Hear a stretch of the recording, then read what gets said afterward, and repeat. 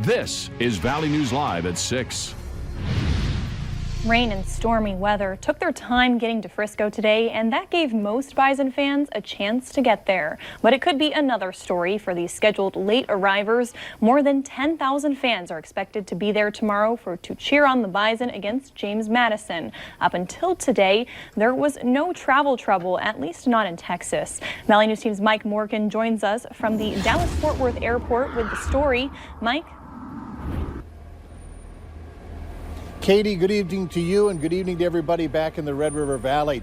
Yeah, it's getting a little tenuous here in the Dallas-Fort Worth area. We're on the south side of the airport where we're starting to see a little lightning. Haven't heard any thunder at this point. Things are cooling off, still no rain, but that's a good sign because we've seen a lot of folks, patchy groups of not only Bison fans but also JMU Duke fans who have been arriving. 377 flights have been canceled, either in but mostly out or mostly in to the airport today.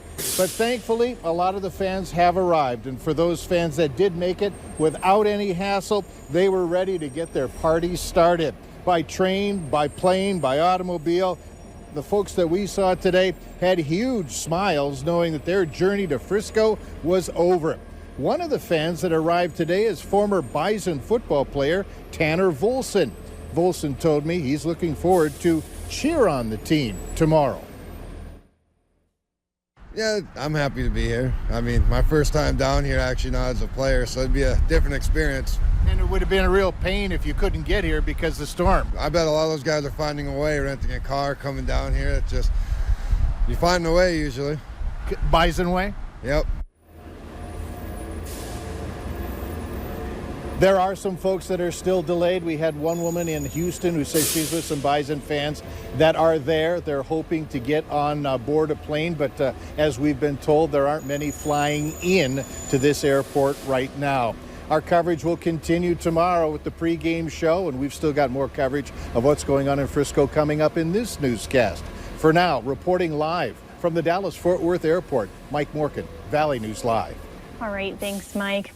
Back here in the Valley, all seems quiet, but for those of you heading to Frisco, let's check in with Hutch for our Road to Frisco forecast and our No-Wait weather planner. Hutch? Thanks so much, Katie. As we head into the evening hours, the volatile weather is just now making its way into Frisco. Your Proceed Road to Frisco forecast shows 3 below here on a very frigid night here in the FM area. Under a full moon, 67 in the Frisco area right now. Hey, there's snow from near Chicago through Omaha and Des Moines. South of there, though, as we go into southern Missouri, severe weather in the form of severe thunderstorms, summer-like. Notice that line of storms is just off to the west of Frisco, so the worst is yet to come for Mike Morgan and the rest of our Bison fans out there as we have onsetting thunderstorms that have produced tornadoes and some flooding conditions. Most of the flooding rains are heading in the general direction of Frisco. We do have one active tornado warning with a confirmed tornado that was on the ground south of Fort Worth, right over Burleson. Let's take you in. There is the rotation. It's literally right over the airport right now, moving to the north and east towards Arlington. So that's quite a little ways from Frisco, but it's heading in the general direction. We're going to keep our eyes on the skies there, but between now and 10 o'clock, things will be pretty dicey, and it's no picnic overnight hours either, because snow will be moving in by the morning. That's right, a chance of snow in Frisco.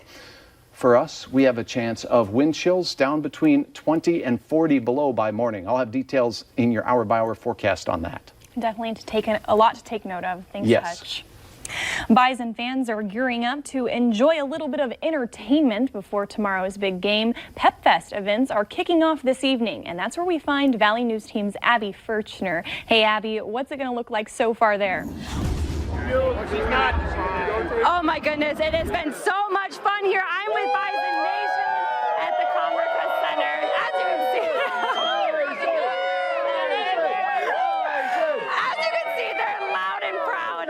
They're having a great time. It is the pep rally. They're getting excited for the big game tomorrow. It has been a blast here. I can't even describe it. The energy is insane. And Lee, Brad, you guys, where's Brad and Lee? Okay. Brad and Lee's over there. Okay, guys, this is your first time in Frisco. Yes, it is. How excited are you? Oh, very excited. During the semifinal game at halftime, we decided let's come to Frisco because we've never been here. So My wife booked the trip as we were having our Christmas at our house, and so everybody was around the house, and she said, "Everybody needs to shut up. I'm booking a trip to Fisco." There you go. Easy peasy. Are you guys excited for tomorrow or what? Wonderful. It's going to be a great game. We're going to win, but it's going to be a good game. We're going to come out on top, but it's going to be a really good game tomorrow. It is going to be a really good game tomorrow. Even if you're not in Frisco, you're going to want to tune in. As you can see, Bison Nation is in full swing here in Frisco. Bison. All right, thanks, Abby. It looks like a great time. We'll have more on Pep Fest on Valley News Live 10 at 10. Our Proceed Road to Frisco coverage continues tonight and takes you up to our 90-minute-long Farmers Union Insurance Bison football pregame show tomorrow. Coverage begins at 9:30 a.m. that day with kickoff to follow at 11 between the Bison and the Dukes. 17-year-old Dominic Elhard has been found safe after being reported missing for over a week. Dominic was reported missing last Thursday in Audubon, Minnesota.